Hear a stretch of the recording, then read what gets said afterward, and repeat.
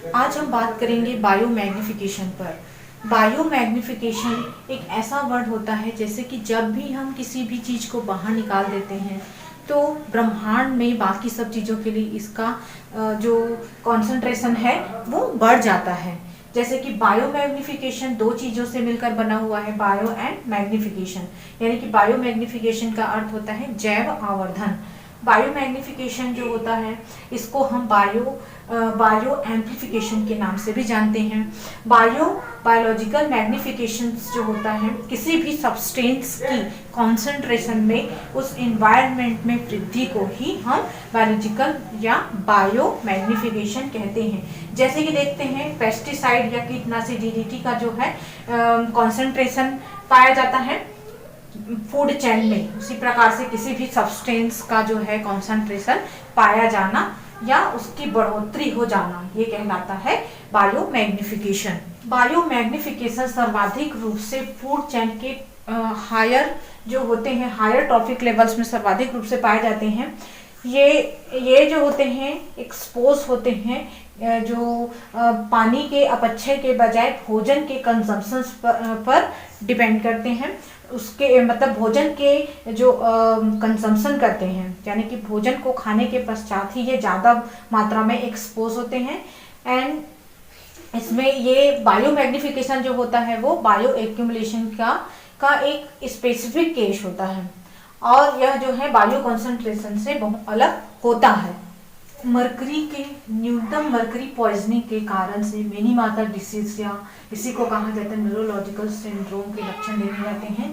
इसके सिम्टम्स के अंतर्गत अचल की स्थिति यानी कि अटैक्सिया, नमनेस, हाथ पैरों में सुन्नता होना या जनरल मसल का वीकनेस होना या दृष्टि में अक्षमता या सुनने या स्पीच में डैमेज होना या असफल होना या अक्षम होना, इस तरीके के लक्षण देखे जाते हैं।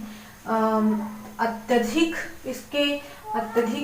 जब बढ़ जाता है इसका इफेक्ट तो उस स्थिति में पैरालाइसिस हो सकता है या कभी कोई कोमा में जा सकते हैं, डेथ भी हो सकती है कुछ ही हफ्ते के अंतर्गत। इस तरीके के से इतने सारे लक्षण जो है मरकरी की वजह से देखे जाते हैं। मरकरी केस में देखते हैं, यह जो है मरकरी दो प्रकार से ह्यूमन्स के शरीर में प्रवेश करते हैं। जैसे कि फर्स्ट होता है मैथिल मरकरी जो होता है सर्वप्रथम फीस के खाने से फैलता है। दूसरा होता है ब्रीदिंग वेपर मरकरी के ब्रीदिंग के द्वारा, जैसे कि कई सोर्स के द्वारा ये दूसरे मनुष्य में मतलब एक से दूसरे में किस तरीके से फैलता है इसके सोर्स के रूप में देखते हैं। Metallic mercury and dental amalgam and ambient air, इसके थ्रू ये जो है मनुष्य के शरीर में प्रवेश करते हैं। बायो मैग्निफिकेशन जो है फूड चेन के किसी भी लेवल पर इसको तोड़ा नहीं जा सकता, क्योंकि यह जो है फूड चेन को आगे मूव करता है या आगे बढ़ाता है। इसके प्रत्येक चेन में देखते हैं ग्रेटर कॉन्सेंट्रेशन पाई जाती है जो इसके लोअर लेवल्स को तोड़ा नहीं जा सकता है, जहाँ इसके जो लोअर लेवल्स होते हैं वो टूटी हुई नहीं होती है। अन्य थिंग्स में देखते हैं जैसे कि डीडीटी के अत्यधिक यूज के कारण से ये फूड चेन में बायो मैग्नीफाई हो गए थे, जिसके वजह से बर्ड्स के एग्स जो होते थे वो नरम पैदा होने लगे। इसके पश्चात कई इन्वायरमेंटल इंडस्ट्रियलाइज्ड कंट्रीज ने इन्वायरमेंटल मूवमेंट के पश्चात इसका यूज बंद कर दिया। बायो मैग्निफिकेशन को किस तरीके से कंट्रोल करना चाहिए इसको देखते हैं। सर्वप्रथम वाटर या ड्रेनेज सिस्टम में कम से कम हार्मफुल सब्सटेंस को यूज़ करना चाहिए या बिल्कुल नहीं करनी चाहिए। इसमें टॉक्सिक केमिकल्स को एग्रीकल्चर में बिल्कुल भी बहुत कम मात्रा में यूज़ करना चाहिए, या हो सके तो ऑर्गेनिक फूड मटेरियल्स होते हैं उसको अधिक से अधिक खाना चाहिए। उसके पश्चात इसमें प्रदूषित एरिया में फिशिंग नहीं करना चाहिए या उसके लिए खर्च नहीं करनी चाहिए। बायो मैग्निफिकेशन का अफेक्ट एनिमल पर किस प्रकार से होता है ये हम देखते हैं। बायो मैग्निफिकेशन या बायो एक्यूमुलेशन का उदाहरण देखते हैं। इसमें डीडीटी के यूज़ से रिलेटेड है, जो कि 1960 और 1970 के दशक में यूज़ किया गया था।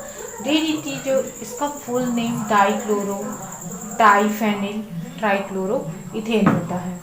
ये ओवरली यूज्ड किया गया था मनुष्यों के द्वारा पेस्टिसाइड के रूप में, और इसने जल्द ही अपना रास्ता खोज लिया, यानी कि ये बायो मैग्निफिकेशन के रूप में स्थापित हो गया।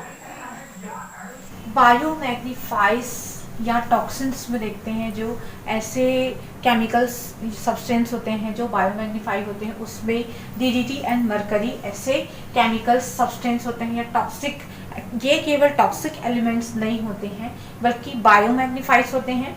और इसके अंतर्गत अन्य जो एग्जाम्पल्स होते हैं वो भी इसमें आते हैं, जैसे कि पीसीबीएस या पॉलीक्लोरिनेटेड बाइफेनिल्स होता है।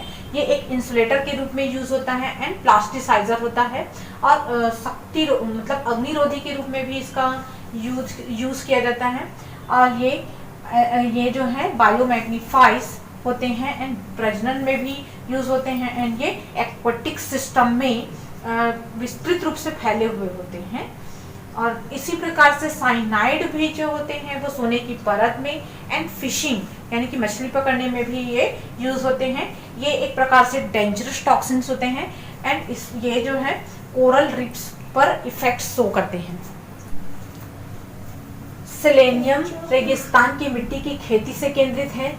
ये अत्यधिक टॉक्सिक होते हैं और ये रिप्रोडक्टिव सिस्टम को किसी ऑर्गेनिजम्स मतलब रिप्रोडक्शंस को ये फेल कर सकते हैं।